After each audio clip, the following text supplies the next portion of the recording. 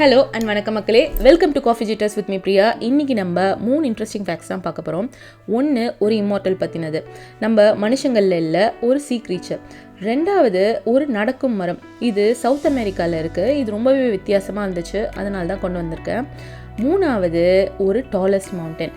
இது நம்ம mount Everest பற்றின கதை இல்லை, இன்னொரு மவுண்டன் பற்றி. வாங்க வீடியோக்குள்ளே போகலாம்.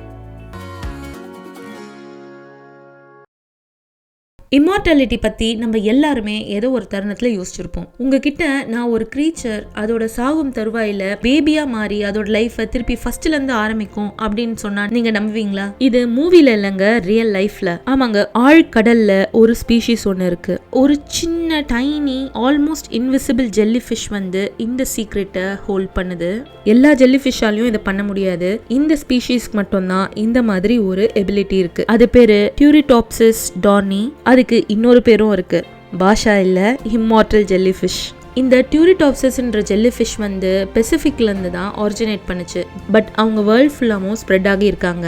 இதால் லைஃப்பை ரிவர்ஸ் பண்ண முடியும். இந்த மாதிரி இவங்க ரிவர்ஸ் பண்ணுறது ரொம்ப யூனிக்கான ஒரு ஃபினாமினன் அனிமல் கிங்டமில்.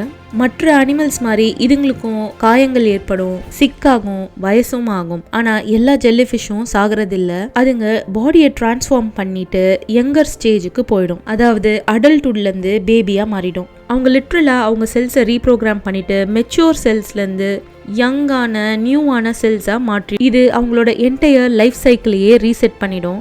இந்த சைக்கிளை அவங்களால ரிப்பீட் பண்ணிக்கிட்டே இருக்க முடியும், பொட்டென்ஷியலி ஃபார் எவர். இவங்க குழந்தையா மாறத்துக்கு முக்கியமான ரீசன்ஸ் இருக்குங்க. அவங்களுக்கு உணவு பற்றாக்குறை வந்தாலோ, இல்லை சடனாக டெம்பரேச்சர் சேஞ்ச் ஆயிடுச்சு, இல்லை தண்ணியோட செலினிட்டி எப்படி இருக்குன்றத பொறுத்து, மற்றும் அவங்க உடம்புல ஏதாச்சும் ஒரு டேமேஜ் ஏற்பட்டாலும் அவங்க இந்த மாதிரி டிரான்ஸ்ஃபார்ம் ஆயிடுவாங்க. இவங்களால அவங்களையே கிளஸ்டர் ஆஃப் செல்ஸாக மாற்றிக்க முடியும். இதனால அவங்கள ஈஸியாக வாட்டர் வந்து கேரி பண்ணிட்டு போயிடுது. இதனால தான் இவங்களால எஃபிஷியண்ட்டாகவும் ஸ்ட்ராங்கராகவும் இருக்க முடியுது மற்ற ஸ்பீஷீஸை விட. ஆனால் இவங்க ஃபுல்லாக இன்வின்சிபிள்னும் சொல்ல முடியாது. அதாங்க, சாகாவரம் பெற்றவங்க கிடையாது. என்னதான் இவங்களால எல்லாத்தையும் ரீப்ரோக்ராம் பண்ணிக்க முடியும்னாலும் இயற்கைன்னு ஒன்று இருக்குல்ல, அதுக்கிட்டேருந்து யாருமே தப்ப முடியாது. இவங்களுக்கும் நோய் வரும். இவங்களை விட பெரிய சீ க்ரீச்சர்ஸ் இவங்கள சாப்பிட்டுட்டும் போகும். ஆனால் இந்த மாதிரி ஒரு பவரை நீங்கள் இமேஜின் பண்ணி பாருங்களேன். நம்மளோட லைஃப்பை நம்ம திருப்பி ஃபர்ஸ்ட்லேருந்து ஸ்டார்ட் ஓவர் பண்ணுறதுக்கான ஒரு சான்ஸ். யார் வேணான்னு சொல்ல போகிறோம்? இப்போ உங்ககிட்ட ஒரு கேள்வி. மனிதர்களுக்கும் இந்த மாதிரி எபிலிட்டி இருந்து அவங்களால ஃபார் எவர் வாழ முடியும் அப்படின்னு இருந்துச்சுன்னா நீங்கள் அந்த லைஃப்பை சூஸ் பண்ணுவீங்களா? உங்கள் ஆன்சர்ஸை கமெண்ட் பண்ணுங்கள். சென்ட்ரல் அண்ட் சவுத் அமெரிக்காவில் அடர்ந்த ரெயின் ஃபாரஸ்ட் நடுவில் மரங்கள் சூழ்ந்த ஒரு இடத்துல ஒரு மிஸ்ட்ரி ஒன்று இருக்குங்க. இந்த ஒரு வகையான மரத்தால் நடக்க முடியும் அப்படின்னு சொல்கிறாங்க. இந்த மரத்தோட பேர் வாக்கிங் பாம் ட்ரீ. இது நிஜமாலே வாக் பண்ணுதா அப்படின்னு நீங்கள் கேட்டிங்கன்னா அதான் இல்லை. இவங்களால அனிமல்ஸ் போல நடக்க முடியாது. ஆனால் அவங்க ரூட்ஸை அவங்க கொஞ்சம் கொஞ்சமாக ஷிஃப்ட் பண்ணி மூவ் பண்ணுவாங்க. இவங்களை சுற்றி இருக்கும் என்வாயன்மெண்ட் சேஞ்ச் ஆகும் போது, சன்லைட் கம்மியாக கிடைக்கும் போது இந்த மரங்களுக்கு புது வேர்கள் முளைக்கும் அந்த சன்லைட்டை நோக்கி. அதுக்கப்புறம் அந்த புது வேர்கள் முளைத்த உடனே அந்த பழைய வேர் வந்து செத்துடும். அதுக்கப்புறம் புது வேர்களோட சப்போர்ட்டால, பேலன்ஸால அவங்களால கொஞ்சம் முன்னோக்கி செல்ல முடியும். இந்த மரங்களால் ஒரு நாளில் 2 to 3 சென்டிமீட்டர் வரைக்கும் மூவ் பண்ண முடியும் சன்லைட்டை தேடி. அதுக்கப்புறம் இவங்களோட யூனிக் ரூட்ஸை வச்சு தான் அவங்க ஸ்டெபிலிட்டியை தேடிப்பாங்க. மண் சரிவு ஏற்படும் இடமா இருந்தாலோ, இல்லை ரொம்ப ஸ்டீப்பாகவும் இல்லை அப்புறம் அன்ஸ்டேபிளாக இருக்கும் இடத்துல இருந்து அவங்க ஸ்டேபிளான இடத்துக்கு கொஞ்சம் கொஞ்சமாக மூவ் பண்ணிடுவாங்க. நான் உங்ககிட்ட வேர்ல்ட்லேயே டாலஸ்டான மவுண்டன் எது அப்படின்னு கேட்டால் நீங்களாம் என்ன சொல்வீங்க? மவுண்ட் எவரெஸ்ட் தானே. ஆனால் அதை விட டாலஸ்டான ஒரு மவுண்டன் இருக்குது அப்படின்னு சொன்னால் நீங்கள் நம்புவீங்களா? ஆமாங்க, அந்த மலையோட பாதி கடலுக்குள்ளே மூழ்கி இருக்கனால அதோட ஹைட்டை யூஸ்வலாக மெஷர் பண்ணுறது கிடையாது. ஏன்னா மலைகளோட ஹைட்டை யூஸ்வலாக வெட் ப்ராமினன்ஸ் மூலியமாக தான் மெஷர் பண்ணுவாங்க.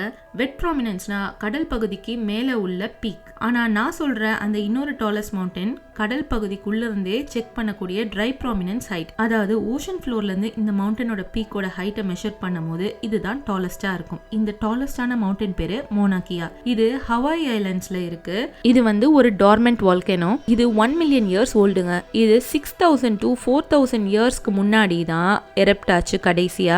அதுக்கப்புறமா இது டார்மெண்டா தான் இருக்கு. சரி, நம்ம இப்போ ஹைட்டுக்கு வருவோம். மவுண்ட் எவரெஸ்டோட வெட் ப்ராமினன்ஸ் ஹைட் வந்து 8849 மீட்டர்ஸ், அதாவது 29,031 ஃபீட்டுங்க.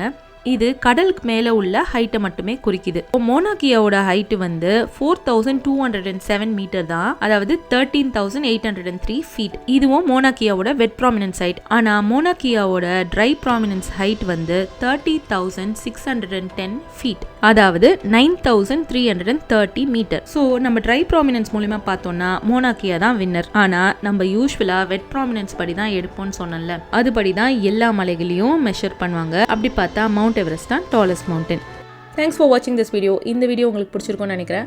மறக்காமல் லைக் பண்ணிவிடுங்க, ஷேர் பண்ணிவிடுங்க, அப்புறம் என் சேனலை சப்ஸ்கிரைப் பண்ணிவிடுங்க. நெக்ஸ்ட் வீடியோவில் இதை விட இன்ட்ரெஸ்டிங்கான டாபிக் ஒன்று எடுத்துகிட்டு வந்து உங்களை மீட் பண்ணுறேன். Until next time, by.